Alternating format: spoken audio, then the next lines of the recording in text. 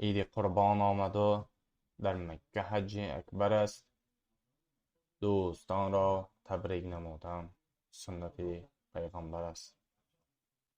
ما و اهل پیوندانتان را با فرارسی عید سعید قربان صمیمانه تبریک و مبارکباد نموده از درگاه خداوند یکتا مغفرت گناه، هدایت و استواری در دین، سعادتمندی دنیا و آخرت را تمنا می نمایم. بگذار خداوند بزرگ از برکات این لحظه های مبارک همه ما را برخوردار بگرداند. خدا آن ملت را یار بادا که حفظ دین و آیین کار بادا. مبارک عید قربان بر کسی باد که صاحب مذهب و دیندار بادا. آرزومندم که این عید سعید به خاندان هر یکی شما فیض و برکت، فتح و نصرت و بخت و سعادت را ارزانی نماید.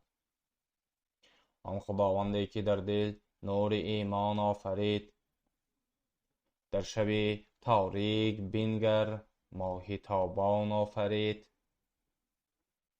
تیغ را بر حلق اسماعیل پیغمبر نهاد، بعد از آن بر مؤمنانش عید قربان آفرید.